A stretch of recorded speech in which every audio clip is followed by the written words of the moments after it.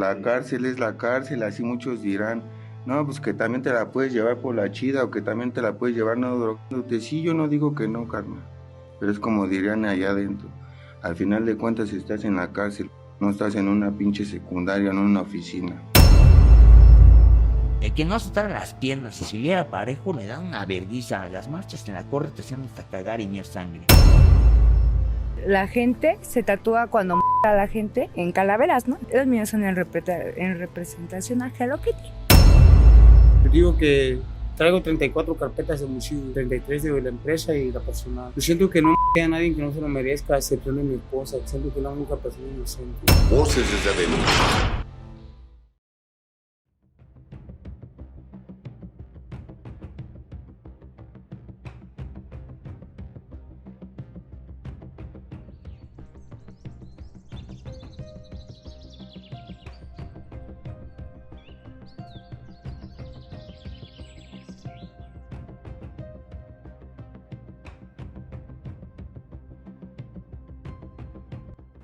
Hola, ¿cómo están? Bienvenidas y bienvenidos a otro capítulo más de Voces desde Adentro. Hoy con una historia diferente, la historia de Ricardo, quien ingresó al Centro de Reinserción Social de Atlacholoaya, Morelos, por un delito de homicidio calificado en riña, con una sentencia de 32 años, privado 22 años de su vida, alcanzando beneficios de preliberación que hoy le permiten estar afuera y construyendo una vida diferente. Así que Ricardo, yo te agradezco mucho el que hayas aceptado esta invitación, el que nos abras este historial de vida, que sin duda para muchas personas que nos están viendo y que especialmente llegue a los jóvenes, a los adolescentes, a los niños, pueda generar conciencia. Porque a veces las malas decisiones, las amistades que creemos que son amistades, hacen y provocan que paguemos facturas como las que tú pagaste, 22 años privados de tu libertad, y ya nos contarás ahorita tu historia. Y a mí me gustaría, Ricardo, preguntar, ¿quién es Ricardo? Bueno, hay el Ricardo de hace 23 años atrás al Ricardo que es ahora, ¿no? El Ricardo de hace 23 años fue una persona alcohólica a los 15 años, consumidor de tabaco desde los 13. Vengo de una familia donde la mayoría fumaba, entonces se me hizo fácil también a mí agarrar ese tipo de vicio. También dentro de mi familia hubo alcoholismo, o hay alcoholismo. A los 17 años empiezo con el consumo de cocaína. Una mala decisión en una discoteca trunca mi vida. Digo trunca porque la vida de Ricardo, el joven que tenía los deseos de ser un arquitecto, porque tengo estudios de preparatoria, es difícil, porque las malas decisiones te llevan a hacer cosas que no quieres, ¿no? Oye, Ricardo, y perdón que te interrumpa, nos compartes que comenzaste adicciones a los 13, a los 15, a los 17 años. ¿De dónde sacabas dinero para la droga, para el tabaquismo, para el alcohol? Ricardo, al principio, Ricardo siempre he sido una persona que me ha gustado trabajar, ¿no? Entonces, el cigarro con los amigos, la prueba del cigarro con los amigos, sinceramente quitarle los cigarros a mi mamá de su cajetilla. Un tiempo me tuve que separar de mi familia a los 15 años, me tuve que ir a vivir con mis abuelos. Mi abuelo era alcohólico, fumaba mucho. Entonces mi abuelo tendía a dejar sus cigarros en la sala, yo le quitaba los cigarros, uno se podría decir que todas las noches para fumarme un cigarro.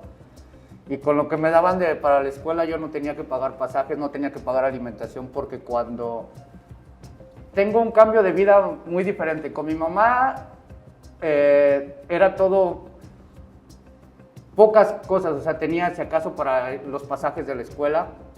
No era mucho lo que me daban, tenía que trasladarme de Temisco a Cuernavaca, entonces me daban en aquellos ayeres, hablemos de 5 pesos, yo pagaba 3 pesos de pasaje y me quedaban 2 pesos para comprarme algo en el receso. Cuando mi mamá tenía la posibilidad, me hacía mis tortas, entonces tenía 2 pesos para En ese momento pues guardaba un peso, no gastaba, no consumía, no faltaba el cuate que vamos a te invito a esto y te invito a lo otro, porque he sido una persona muy amiguera. No he hecho amistades tanto buenas como malas, no voy a mentir. Ya cuando voy creciendo, cuando llego a Guerrero a la edad de 15 años, que dejo la secundaria aquí y la retomo en Guerrero, en Taxco de Alarcón, Guerrero, llego con mis abuelos donde no me hacía falta nada. Literalmente no me hacía falta nada. De venir de una casa donde teníamos una litera, vivíamos en un cuarto nada más, a llegar a una casa de 2 pisos, donde yo tenía mi propio cuarto, donde yo tenía mi propia grabadora, donde yo tenía permisos. Si yo pedía permiso para salir, me decían yo decía, ¿a qué horas llegas? A las 10, me lo extendían a las 11, porque yo no fallara, ¿no? O sea, eres cumplido, muchos privilegios, eras sí. Cumplido, tú cumples, nosotros cumplimos contigo, y se fueron extendiendo. Empecé a tener amistades mayores que yo, no digo que fueron las pero yo viéndolos, o sea, ellos nunca me dijeron, ten, toma, sino por querer convivir, por querer, ¿qué es lo que nos pasa en la juventud? Querer formar parte de un círculo, eso es lo que te lleva. Hay veces que no los amigos, no los compañeros te dan la copa y te dicen, bébelo, como las hay, como no las hay. Yo no fue mi caso. Mi caso eran mayores que yo, trataban de protegerme, y si yo quería tomar me decían, ok, pero hasta este cierto límite. Si ya te vemos muy grave, ya no tomas y te llevamos a tu casa y tan. Pero fue esa necesidad de pertenecer. De pertenecer. Yo siempre lo he tomado eso de una necesidad de pertenecer a algo, porque no tengo hermanos varones, porque no tenía la figura paterna. Yo los veía a ellos a lo mejor como el hermano mayor, con la persona que quería que me protegiera en un momento. Ok, porque me platicaste, sin entrar a mayor detalle, que dejaste de ver a tu papá a los 5 años. A los 5 años, es correcto. Okay. Entonces no tenía, entonces yo era el hermano mayor de 2 que somos con mi hermana. Entonces, allá empiezo a conocer la manera de trabajar también. Yo entraba en la tarde a la escuela y tenía de las 9 de la mañana a las 12 del día para trabajar. Empecé a conocer lo de la platería. Trabajaba, tenía un sueldo en aquellos entonces de 250 pesos. Entonces trabajaba y tenía para solventar mis gastos cuando quería irme con los cuates, con todo eso. Cuando regreso nuevamente a Morelos, a la edad de 15 años, que ya vengo a estudiar la preparatoria, pues yo escogí en la escuela donde iba, era una escuela técnica, la especialidad de construcción, porque mi sueño siempre fue ser un arquitecto. Desde joven tenía esa ilusión de ser un arquitecto, ¿no? Entonces empecé a tomar esas cosas. Fui muy buen estudiante, aunque no tenía a mi mamá para darme un gasto, porque seguían manteniéndome con los 5 pesos y el transporte era mucho, me gané una beca alimenticia por mis estudios. O sea, eres bueno para la escuela. Sí, le digo, o sea, dentro de todo lo que tenía, que fumaba o que tomaba, no perdía el rumbo que yo quería al momento de que yo quiero estudiar porque yo quiero hacer esto. Entonces, y el círculo de amigos que tenía en la preparatoria, pues era como que la competencia, vamos a echarle ganas, pero en esas cosas, no era tanto de que vámonos de parranda y eso, no. Aunque había las famosas veladas y todo, no éramos de llegar a ponernos, a embrutecernos que nos sacaran cargando de la disco, no eran nuestras cosas, o sea, era tomarnos la botella entre 10, que nos tocaba de una copa, de 2, y era nuestra convivencia, pero retomábamos nuestros estudios el lunes y echarle ganas. Así estuve durante los 2 años que estuve en la preparatoria. Cuando se vienen gastos mayores en la preparatoria, yo veía el esfuerzo de mi madre, que ha sido la mejor, gracias a Dios, no me ha abandonado hasta la fecha. Mi madre se esforzaba mucho por darme mi manutención, vestir, calzar, la alimentación, mis estudios. Entonces mi mamá trabajaba. Por parte de lo que era su pareja, pues en sí se encargaba más de mi hermana que de mí. Entonces mi mamá era la que se esforzaba por mí. Entonces yo dije, se vienen gastos mayores. Mi mamá consciente dije, no quiero presionarla, no quiero que ella se sienta con esa presión, aparte de la que tiene del trabajo, de llegar a cocinar, a estar al pendiente de nosotros, y todavía que yo llegue y que verla tensa de decir, es que no tengo, Ricardo, ¿cómo le voy a hacer? O sea, no quise. ¿Y renunciaste a tus estudios? Renuncié a mis estudios, me puse a trabajar desde los 17 años. ¿En qué trabajaste? Entré a una tienda de impermeabilizantes. Okay. Entré como ayudante demostrador a mis 17 años. Fui escalando peldaños, empezando como ayudante demostrador.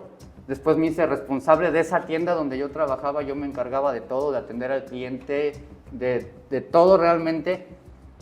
Se suscita, gracias a Dios nos daban cursos. Cada mes teníamos cursos de diferente tipo de impermeabilizante.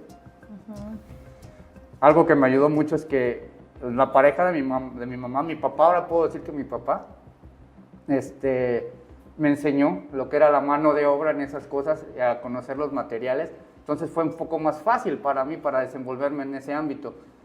Se suscitan unas acciones con la empresa mayor, me dan un regaño, pero no por haber hecho mal las cosas, sino porque todos teníamos la misma capacitación y las personas de la otra sucursal no tenían la capacidad para poder atender a un cliente. Me dan ese regaño y me dicen, te tenemos una propuesta. Te ascendemos como vendedor. A mis 17 años y medio ya me estaban ascendiendo como un vendedor. Ya tenía yo que localizar mis propias obras, llegar a obras y ofrecer mi material. Y ganaba comisión, ganaba un sueldo. En aquel entonces ganaba un sueldo de 450 pesos. Ganaba comisiones, el 2-3% dependiendo la Oye, obra. que para un chavo de 17 años seguramente que te la pasabas muy bien. Es correcto. Entonces quiero entender que siempre tuviste aptitudes Sí. para la escuela, para la parte laboral.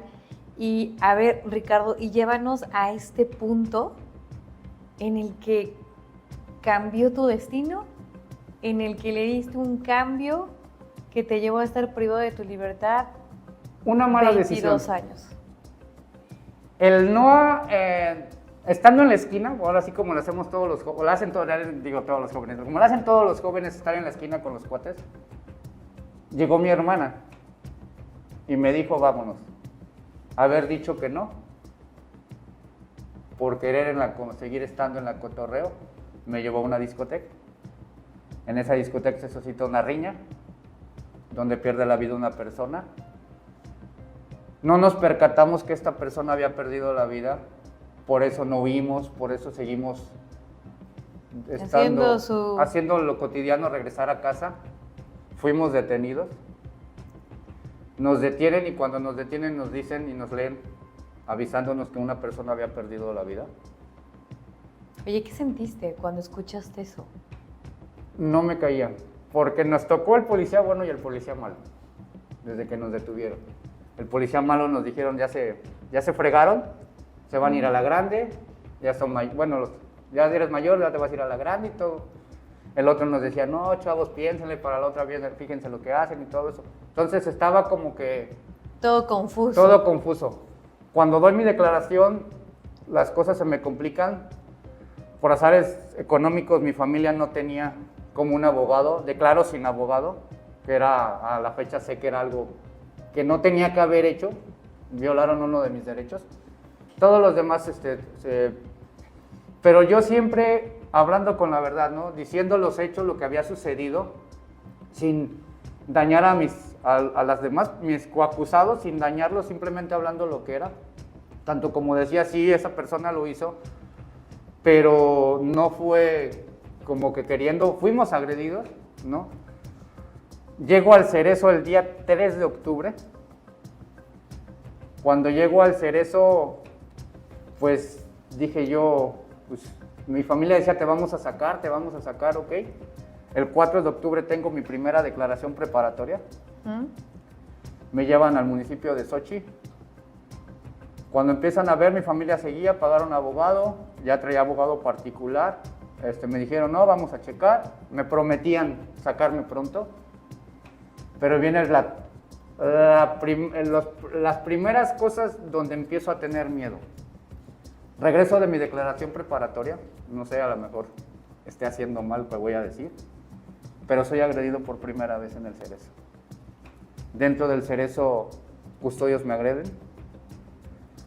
¿Cómo fueron estas agresiones, Ricardo? Físicas, fui golpeado, tanto físico como psicológicamente, porque me dijeron que me iban a hacer la vida imposible. Yo no sabía que la persona por la cual yo había llegado, la que se le había privado de la vida, tenía un tío que era comandante en ese entonces de custodios y un primo que también era custodio.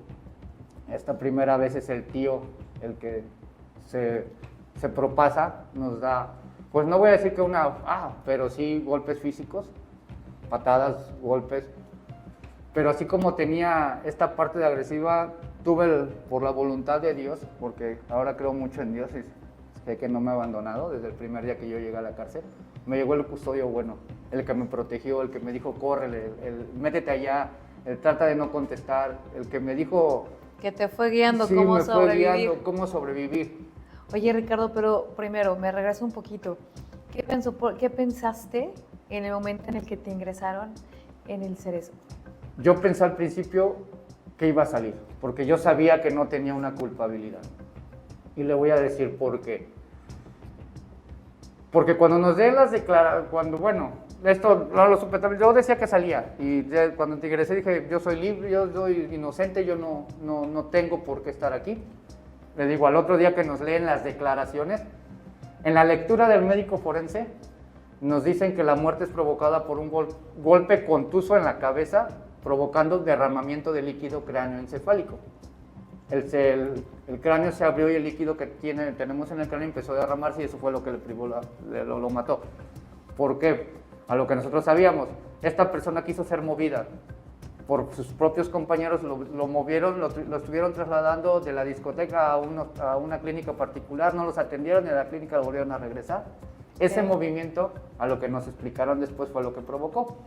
Entonces yo teniendo eso todavía y escuchando lo que a mí se me acusaba, que decían que yo había participado dando golpes y patadas en la espalda, dije, pues obviamente yo no le provoco la muerte. Yo dije, ahí entré en conciencia y dije, ok, sí soy culpable de algo, ¿no? Pero creo que no de ser el homicida, tal vez de haber participado, tener una participación. Okay. Y eso te lleva en tu mente a que ibas a salir pronto. Sí. Oye, pero cuando viste que el tiempo transcurría, cuando te dictaron tu sentencia. Cuando me dictan la sentencia, cuando yo ingreso al Cerezo, ingreso ya con miedo, es que esto a lo que voy. Es la primera, al otro día de haber llegado, sufro agresiones. A los 15 días en noviembre, vuelvo a sufrir agresiones físicas. Ahora peores, llegaron en la madrugada, volví a ser agredido, ahí sí fueron un poco peores las agresiones. Entonces yo ya no dormía, yo escuchaba la puerta de las rejas del área donde yo estaba y temblaba, literalmente, psicológicamente yo estaba destrozado. Se viene otra historia donde no nada más eran tíos custodios, sino un tío interno, que ya llevaba años en la cárcel. O sea, se complicó más Se te empiezan a complicar, un adolescente de 18 años que no viene, ahora sí dicen, maleado de la calle. Empiezas a ver todos esos, yo tenía miedo de salir de las áreas de donde yo estuve en protección durante 6 meses y medio. El Cerezo, después de lo sucedido, me dio la protección durante 6 meses y medio, durante que estaban unas autoridades, entonces yo me sentía protegido por un momento. Cuando me toca ya llegar al área de población, pues yo no salía de mi dormitorio, literalmente no salía, tenía miedo de encontrarme al familiar, que ya no me preocupaba. Viviste parado en el miedo. Ya no me preocupaba el tío porque el tío había sido despedido, el primo había pedido renuncia, o sea... ¿Pero nunca te esperaste que hubiera un interno que también tuviera un parentesco? No, cuando nos dicen todo, cuando ya empieza todo esto, yo ya no salía. Era el miedo peor porque decía, el custodio no me puede hacer nada más que meterme unas cachetadas y unos patadones y unos fregadazos. Era lo que yo decía, no va a pasar. Pero un interno... ¿Qué se vive con los internos? Dependiendo la vida que tú quieras llevar. ¿Qué viste? Vi muchas cosas. Demasiadas cosas. ¿Cómo qué? Decapitado. Refuego le llamamos nosotros, bueno, se le llama refuegos o los motines que hay me tocó el motín del 2019. En el área de máxima seguridad, donde fueron 6 muertos, un decapitado, quemado, decapitado. Ver a gente jugar con la cabeza a fútbol, verles que no tienen, o sea, y se quedan, piensas en eso, sí, pero también el trasiego de por qué sucedió todo esto, la persona a la que se le hace todo eso no era una persona que dijéramos, era muy a todo dar, era demasiado agresivo, se propasaba con mucha gente, conmigo en lo especial, ¿no? Porque Ricardo llegó a hacer en el Cerezo tantas amistades que llegué a estar protegido. Siempre me han gustado mucho los deportes. Empecé a ganarme la vida en el Cerezo jugando fútbol. Me pagaban por jugar fútbol, tanto económicamente como con vicios. Me gustó el básquetbol, también ganaba jugando. Durante los primeros 8 años de Ricardo, el deporte, o los 7 primeros años, el deporte fue la vida de subsistir de Ricardo. O sea, sobreviviste a través del deporte. ¿Y qué pasó, Ricardo, después de esos 8 años? Porque marcas un parteaguas. Bueno, o sea, Esos eran porque eran constantemente 3, 4, 5 partidos por semana. El deporte no lo perdí. Realmente. ¿Pero qué pasó después de 8 años de vivir en el deporte, de sobrevivir con esto? Viene ya las lesiones, ya no rindes lo mismo, ya no, obviamente ya no eres el joven de 25 años, de 18 ahora ya tienes 27, 25 años, entonces ya no eres el mismo, ya son esporádicamente los deportes, ya ahora es acompáñame, te voy a invitar nada más el chesco y vamos a hacer una comida, ya no es ganar, ya no es como antes de que me daban como se puede decir, un sueldo, ya no. Pero desde que yo llego al Cerezo conozco el trabajo del repujado, algo que me llamó mucho la atención desde que yo llegué. Entonces tenía esas dos, era el deporte y el repujado. Pero en el repujado yo era un simple ayudante. Llegó un momento que Ricardo ya no pudo ser ayudante y Ricardo tuvo que hacer lo propio. Pero Ricardo se esmeró tanto que no es por sentirme, pero llegué a ser uno de los mejores repujadores del Cerezo. Tanto así que llegamos a trabajar con una persona que yo, para hacer los escudos a nivel nacional para los 32 jefes de seguridad pública, fueron regalos que se hicieron de parte de la institución que a nosotros nos dieron, nos pagaban realmente por hacer esos trabajos. Trabajamos para el director del Cerezo, llegamos a trabajar para gente de trabajo social, o sea... ¿Quiere decir, Ricardo, que jamás perdiste como esas aptitudes en no, trabajo? No. Pero también me platicabas antes de iniciar esta plática que sí caíste en la drogadicción. Sí, Ricardo cae en la drogadicción, se puede decir que a los 6 meses de haber llegado. Por miedo, por querer formar parte de alguien y por olvidarme de lo que estaba viviendo. Sí, yo soy sentenciado al 1 año y medio cuando me dicen 35 años el primer día. Yo no lo creí, realmente no lo creí. Entre el relajo, yo dije, me aventaron años como si fueran dulces, estando en juzgados, entre la plática de nosotros los compañeros. Llegué a mi dormitorio todavía, entré en conciencia al estar sentado en mi celda encerrado, donde un compañero me preguntó, ¿ya te vas, verdad? Le dije, no. Dije, me aventaron 35 años. Cuando él me dijo, ¿cómo? ¿No ya te ibas? Dije, no. Ahí fue donde me cayó el balde de agua fría, donde dije, ¿qué onda? 35. Y sí lloré, realmente lloré. Y dije, no, ya no voy a salir. Ya no voy a salir. En esos 22 años en los que nos hablas del deporte, del trabajo, pero también caíste en las adicciones. Sí. ¿En qué momento dejaste esas adicciones que te permitieron alcanzar una preliberación? Porque hoy ya estás afuera bajo esos beneficios. Bajo mi consumo mucho. Yo dejé, otra de las causas por la que salí demasiado después de mis demás causas, el dinero. Por parte de la familia no había cómo manejar un abogado. Por parte de los abogados públicos quedé indefendido 12 años, que yo no fui informado de las libertades de mis compañeros ni nada, sino porque llegaron a vivir uno de ellos vivía en el área donde yo vivía y supe que se iba libre, los demás nunca supe. Entonces, Ricardo tiene una plática con un amigo, porque Ricardo, en ese transcurso de los 22 años, Ricardo también ingresa a Alcohólicos Anónimos dentro de la institución. Conocí la agrupación de Alcohólicos Anónimos, la cual me dejó estar en abstinencia durante 1 año y medio, completamente. Y dije, bueno, volví a retomar después de ese 1 año y medio al 2010, porque en el 2007 regresa la mamá de mi hijo, 2006, trato de tener una plática con ella, me dice, sí, te quiero, te amo, ok. A los 2 meses me entero, me felicitan porque está embarazada. Pero no de ti. Es correcto, o sea, cuando me felicitan a mí, o sea, la persona que me felicita no lo vino a decir como en son de burla, sino me dijo, felicidades, dice, ya vas a ser papá. Mi hermana estaba embarazada. Yo le dije, no, pues si es mi sobrino, no, tu chava está embarazada. Eso fue como que otra bomba, pum. ¿Y eso te hizo recaer? Dije, no, pero, o sea, todo esto que estoy haciendo, ¿para qué? Entonces yo quería retomar mi familia, o sea, hacer mi familia realmente con esta persona, no pude, volví a caer en las adicciones. Ya en el 2021 voy reduciendo, pero llega una adicción de algo donde yo ya no pude dejarla, realmente no pude dejarla. Me hice adicto a la heroína, que es un vicio que los jóvenes que me están escuchando, difícil de dejar, no imposible, difícil de dejar. Aún así empiezo a moverme, Dios me abre los ojos con una llamada. Un amigo me dijo que si yo quería morirme dentro de ese lugar, que me volteara a ver al espejo, pero que me quedara parado y me observara realmente quién era Ricardo. Cuando me vi al espejo me vi la muerte en mi cara. Pesaba 49 kilos.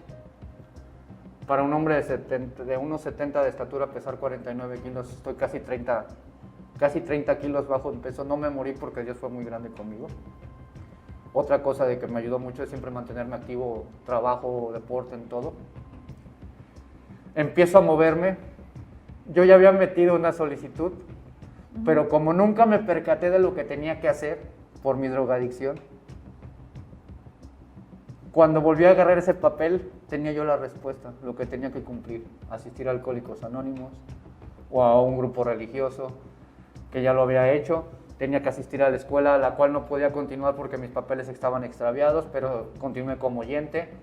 Trabajar, que trabajé siempre desde que casi del momento que ingresé al Cerezo empecé a conocer, porque sé varios oficios dentro. Es decir, te pusiste a cumplir todo lo que se requería. tenías que hacer para alcanzar tu preliberación. Cuando llega mi abogado y me dice, ¿sabes qué, Ricardo? Está la situación así.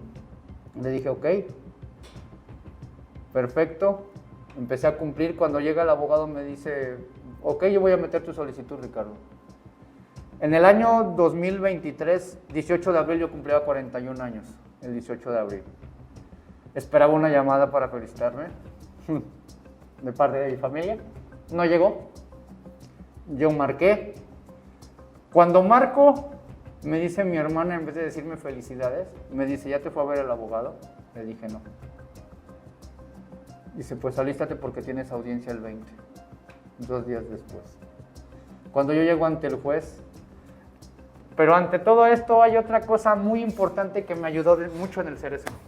Hice baile, fui actor de teatro, hice teatro dentro de la institución, participé en obras para niños con Pelotón Chiflado, participé haciendo terapia dentro de teatro, hacer terapia para la gente, para reconocer. Okay. Oye, Ricardo, y perdón que te acorte porque el tiempo es apremiante, pero en realidad llegas a tu audiencia, accedes a este beneficio de preliberación y veo cómo se te quiebra la voz, ¿no? En el tema de tu familia, en el tema de estas pérdidas que a veces por estas amistades que creemos que son, pues perdemos todo. Tú lo dijiste al inicio, una mala decisión, el seguir en el cotorreo sin entender nuestras responsabilidades, pues te llevaron a esto. Hoy, ¿cómo vives, Ricardo? Hoy, Ricardo, perdón que te interrumpa, pero hoy sí te puedo decir que hoy soy Ricardo. Si hace mucho tiempo fui dentro de la institución conocido con un apodo, hoy puedo decir que soy Ricardo, porque Dios fue muy grande conmigo, ¿no? Dios se manifestó tan hermoso que me puso las personas correctas, ¿no? Digo las personas correctas. Cuando yo salgo todavía con la dependencia de la droga a la calle, yo realmente ya no quería. Dije, ya no quiero. Llegó la palabra de Dios a mi casa. A los 20 días, esto es algo muy importante para que sepan por qué el Ricardo es el Ricardo de ahora. A los 20 días de haber yo salido de la cárcel, entro a una casa de rescate. Una casa de rescate la que no nada más a mí me va a ayudar a mucha gente. Gracias a Dios esa casa de rescate ya entra a la institución, que se llama Cristo Vive.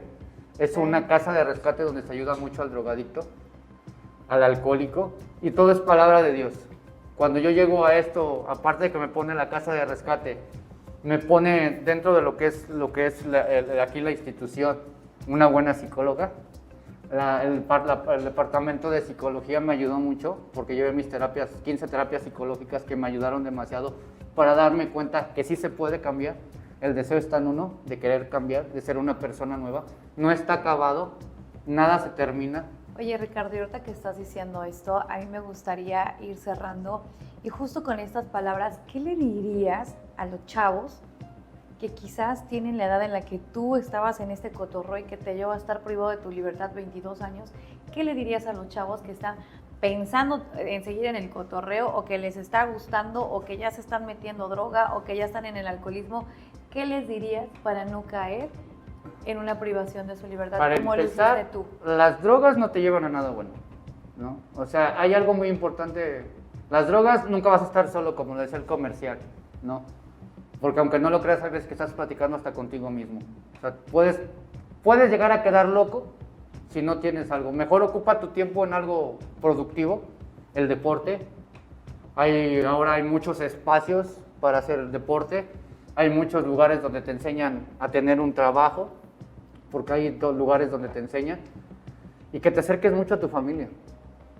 ¿Sí? Eso es algo muy importante. Tu familia, seas la persona que seas, nunca te va a abandonar. ¿Sí? Tu familia te apoya mucho. Cuando te alejas de tu familia porque crees que no te quieren, que no te estiman, que no te entienden, estamos muy equivocados, porque tu familia te entiende como no tienes idea. En mi caso personal, tanto me entendieron que arrastré a mi familia durante 23 años casi en este lugar, porque fueron 22 años y medio, pero nunca me abandonaron. ¿Sí? Mi madre en sus oraciones, en estar viniéndome a ver esporádicamente, pero la familia siempre va a ser tu familia. Claro. No te alejes de tu familia. Tal vez si no tienes la confianza con tu mamá, si no cuentas con un padre, te puedo asegurar que va a haber un hermano, un primo, un tío que te pueden escuchar y te pueden dar una sugerencia de cómo tener una vida más libre de las drogas. Y qué privilegiado, Ricardo, y nos quedamos con esto. Nos queda claro que tus 22 años y medio estar privado no fue nada fácil. No. Vemos todo lo que perdiste, Sí. Una relación también con tu hijo, Sí. que justamente lo dejaste de ver a la misma edad que tú dejaste de ver a tu hijo. Sí, a mi papá. Pero reconforta saber que has elegido romper esas cadenas Sí. y hacer algo diferente y dejarnos en claro que lo que se vive adentro no es nada sencillo. No. Es un mundo totalmente diferente. Gracias por abrir esta historia, No, gracias a gracias ustedes. por compartir y gracias también por enseñarnos que sí se puede, Gracias. que se vive diferente cuando uno elige hacerlo así. Tú tuviste tu razón suficiente de aquel Gracias. amigo con esa llamada, tu familia, y no me queda más que desear que sigas en este beneficio Gracias. limpio, Gracias. haciendo lo correcto Gracias. por ti y por tu familia. Gracias. Y muchísimas gracias a ustedes por sintonizarnos y nos vemos en otra historia más de Voces desde Adentro.